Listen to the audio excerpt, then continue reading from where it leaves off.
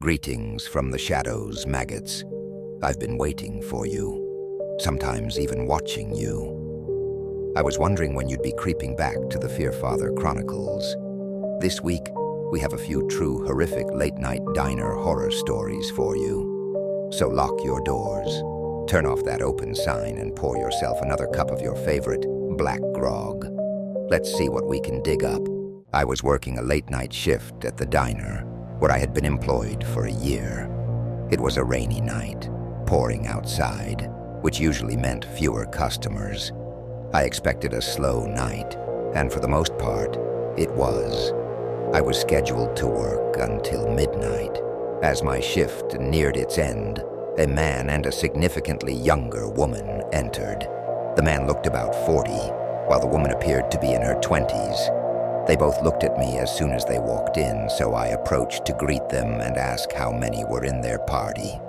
They said just 2, so I led them to a table. They took a while to order, and I noticed they were speaking quietly to each other. After they ordered, the man began a conversation with me. I'm generally talkative, which is why I've thrived in the hospitality industry. So, I chatted with him since it was a slow night. Oddly, the girl hardly spoke. The man did most of the talking. One thing that stuck in my mind was when he asked, "Do you live alone?" I answered honestly, saying I lived about 10 minutes up the road and that it was quiet and boring around here. At the time, I didn't see his question as a red flag, though it was a bit strange. I joked about being stuck there forever and then walked away from the table. About 45 minutes later, they finished and left. Fast forward an hour, and we were closing up. I said goodbye to my coworkers and rushed to my car to avoid getting soaked by the rain. It was still pouring outside, and I drove slowly due to the conditions. The second I got home, I ran to the front door and let myself in. It wasn't until I set my keys down on the kitchen counter that I noticed neither of the other tenants' cars were parked outside. I lived on the middle floor of a 3-apartment building, with a side entrance leading to all 3 floors. Since I was on the first floor, I could enter through the front door. Just as I settled in, there was a frantic pounding at the front door. It was nearly 1 a.m., and I had no idea who it could be. I opened the inner door and saw a girl on the other side of the storm door. She was drenched, wearing a gray sweater with the hood up, partially obscuring her face. She begged me to let her in to use the phone, claiming a creepy man was following her. I hesitated and asked her who the man was and where he was. She turned around and said she didn't know. She continued begging me to open the door and even tried to open it herself. Suddenly, I realized why she looked familiar. She resembled the girl from the diner with that man. I asked her directly, "Weren't you at my diner earlier?" She didn't respond, perhaps not hearing me. She turned around again, panicking, and shouted, "There he is!"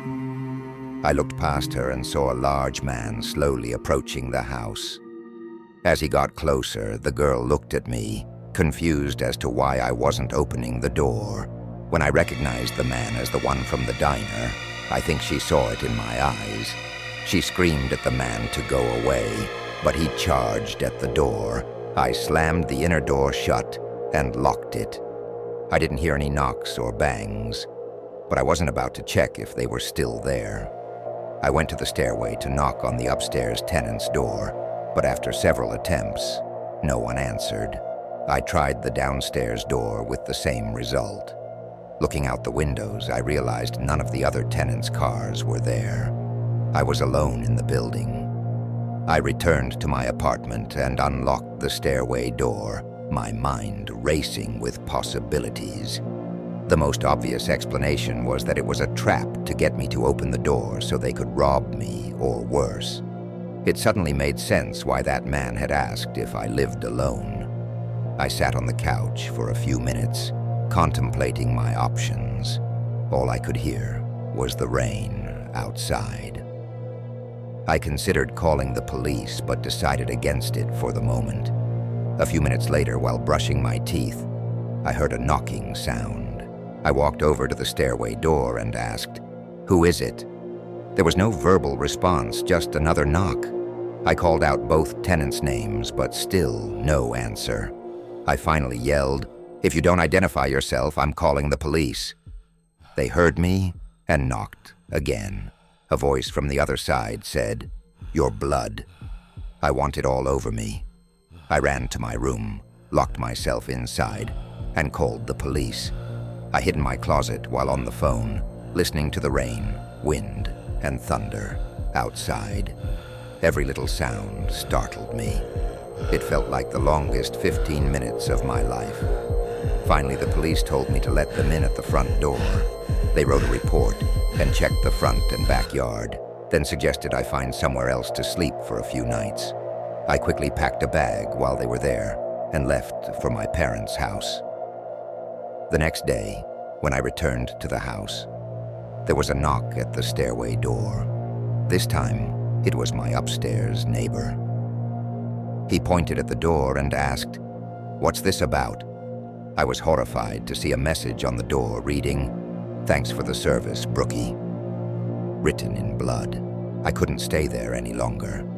I moved in with my parents for a few weeks until things settled down, and the following month, I found a new apartment in a different neighborhood.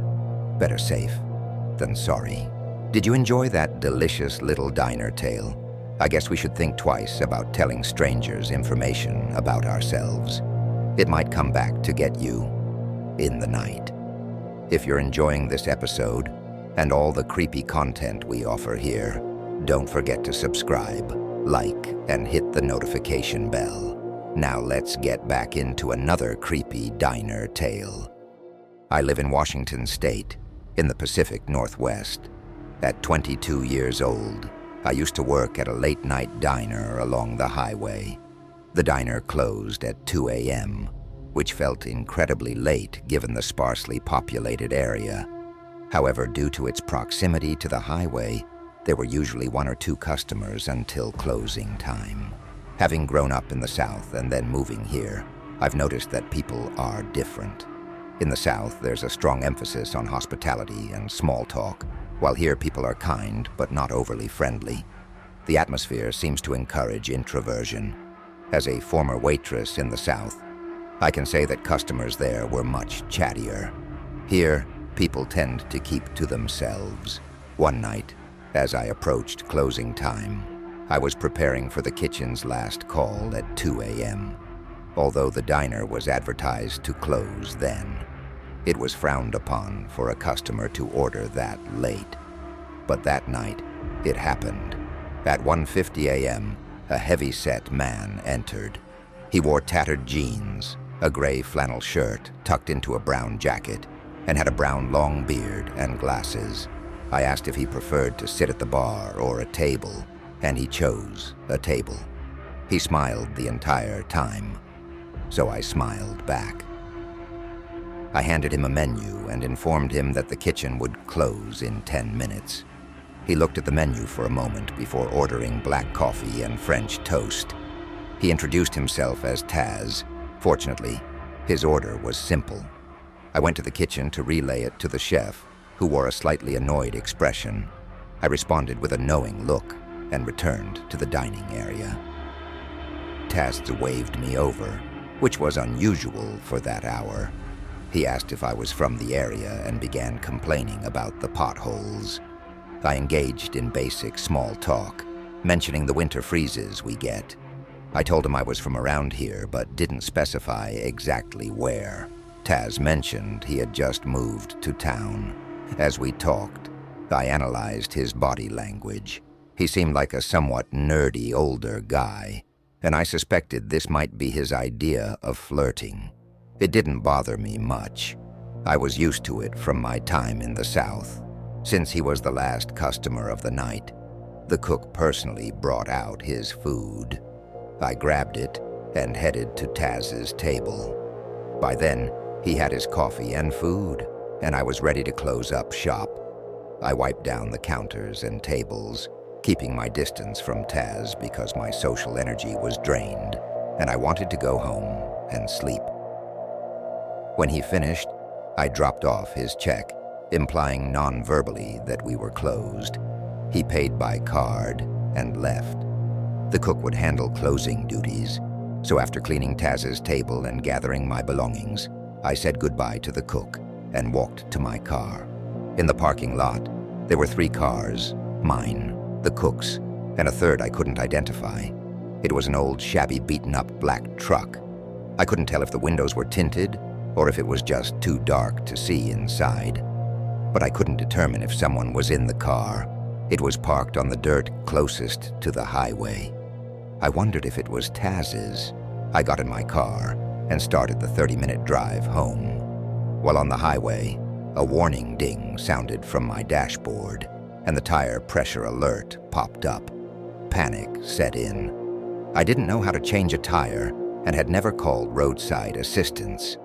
My rear passenger side tire pressure was dropping rapidly from 20 to 10, and the entire car began to shake. I had to pull off the road. I got out to check the tire, and it was completely flat. Suddenly, headlights illuminated the side of the road as a truck approached and slowed to a stop. I hurried back inside my car and locked the door, unsure of what to do. Then, there was a light tap at my window. I looked up to see Taz, the man from the diner, smiling at me. "Katie Bear, is that you? Are you okay?" He laughed, acting as if it were a coincidence. A knot formed in my stomach.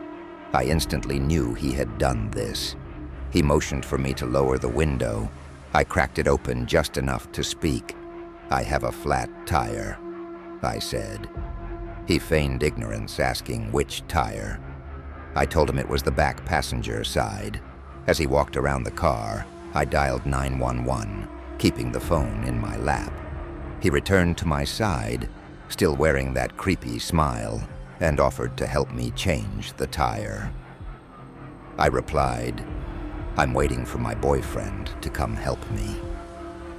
Meanwhile, I discreetly explained my situation to the 911 operator, saying I wasn't sure how I got a flat, and that I was waiting for my boyfriend. Taz stood there for a moment, his expression darkening, before he walked away from the window. I seized the opportunity to tell the operator that this man had slashed my tire and was trying to get me out of the car.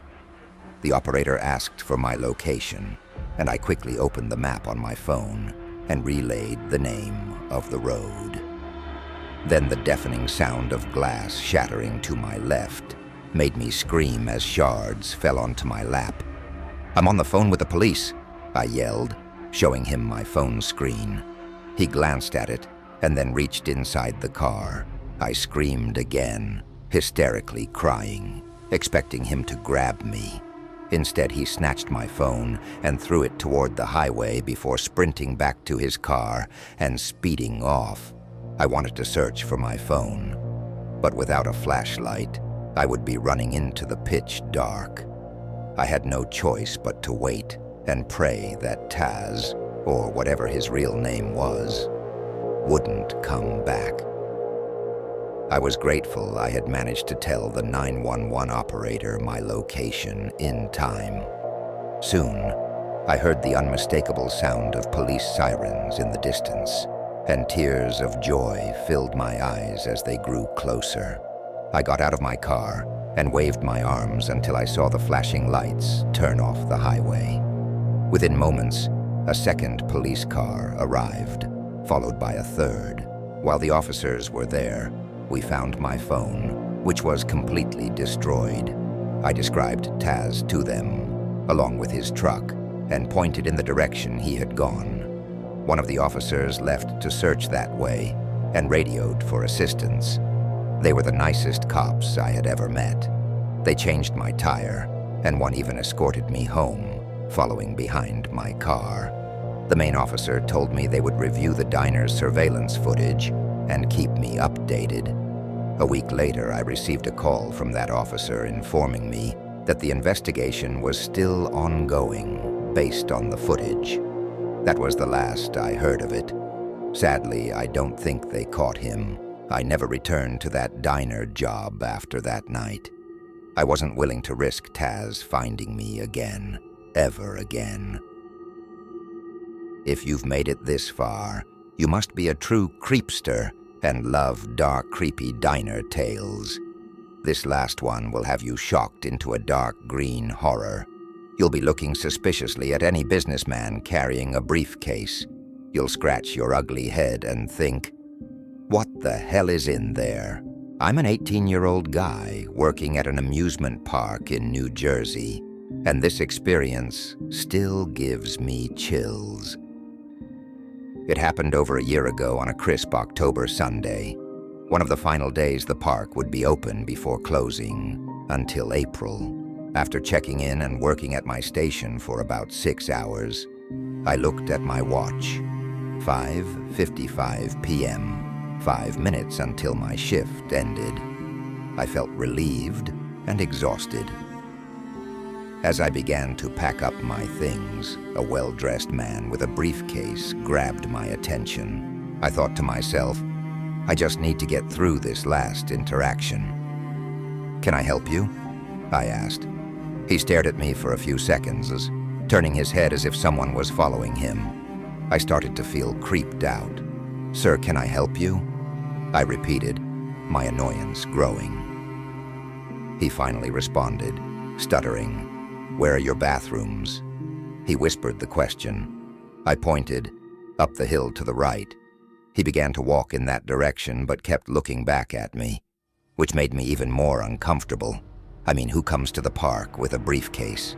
Just then, one of my co-workers arrived to take my spot.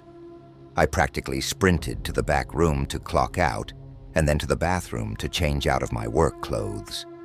I headed to the employee parking lot and sat on a bench, waiting for my co-worker, John, to pick me up. He would jam metal music the whole way home.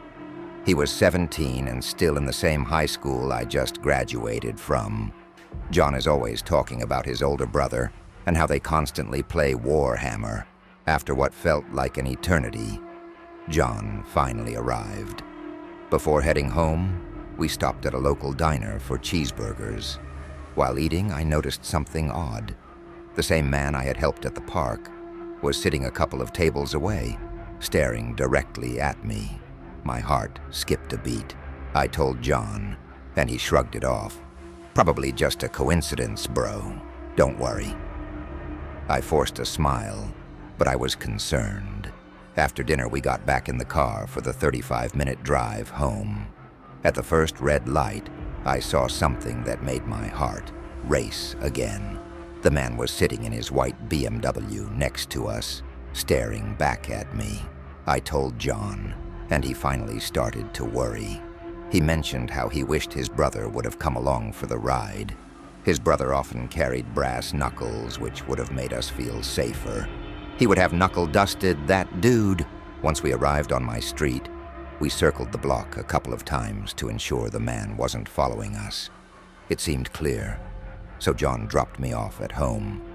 My mom and sister were at the movies, and my dad was on a business trip, leaving me home all alone. After jumping into bed, I heard a noise at my window. I slowly got up and looked outside. What I saw sent chills down my spine.